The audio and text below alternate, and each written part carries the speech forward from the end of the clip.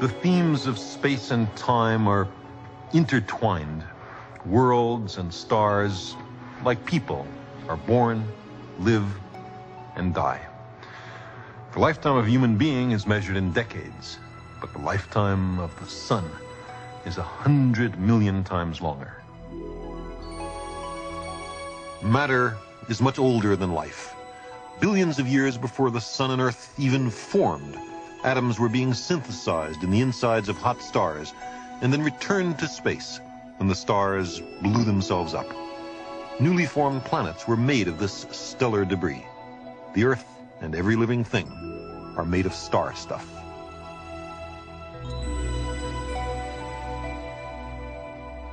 But how slowly, in our human perspective, life evolved, from the molecules of the early oceans to the first bacteria.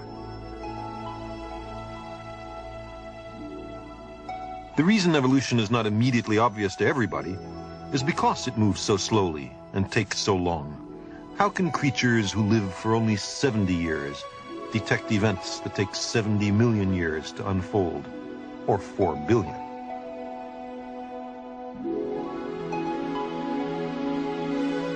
By the time one-celled animals had evolved, the history of life on Earth was half over.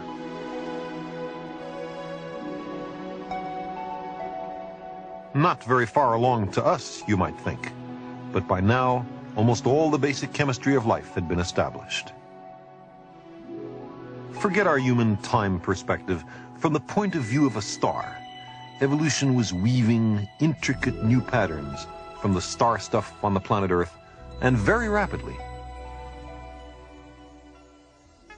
Most evolutionary lines became extinct. Many lines became stagnant. If things had gone a little differently, a small change of climate, say, or a new mutation, or the accidental death of a different, humble organism, the entire future history of life might have been very different. Perhaps the line to an intelligent, technological species would have passed through worms. Perhaps the present masters of the planet would have had ancestors who were tunicates. We might not have evolved. Someone else, someone very different, would be here now in our stead, maybe pondering their origins. But that's not what happened. There was a particular sequence of environmental accidents and random mutations in the hereditary material. One particular timeline for life on Earth in this universe. As a result, the dominant organisms on the planet today come from fish. Along the way, many more species became extinct than now exist. If history had a slightly different weave, some of those extinct organisms might have survived and prospered. But occasionally, a creature thought to have become extinct hundreds of millions of years ago turns out to be alive and well. The coelacanth, for example. For 3.5 billion years, life had lived exclusively in the water. But now, in a great breathtaking adventure, it took to the land. But if things had gone a little differently, the dominant species might still be in the ocean, or they might have developed spaceships to carry them off the planet altogether.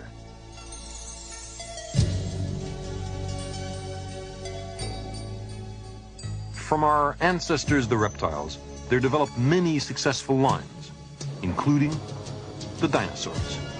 Some were fast, dexterous, and intelligent. A visitor from another world or time might have thought them the wave of the future. But after nearly 200 million years, they were suddenly all wiped out. Perhaps it was a great meteorite colliding with the Earth, spewing debris into the air, blotting out the sun and killing the plants that the dinosaurs ate. I wonder when they first sensed that something was wrong. The successors of the dinosaurs came from the same reptilian stock, but they were able to survive the catastrophe that destroyed their cousins. Again, there were many branches which became extinct. And again, had events been only a little different, those branches might have led to the dominant form today. for 40 million years, a visitor would not have been much impressed by these timid little creatures, but they led to all the familiar mammals of today. And that includes the primates. About 20 million years ago, a space-time traveler might have recognized these guys as promising. Bright, quick, agile, sociable, curious. Their ancestors were once atoms made in stars. Then simple molecules, single cells, polyps stuck to the ocean floor, fish, amphibians, reptiles, shrews. But then they came down from the trees and stood upright. They grew an enormous brain. They developed culture, invented tools, domesticated fire.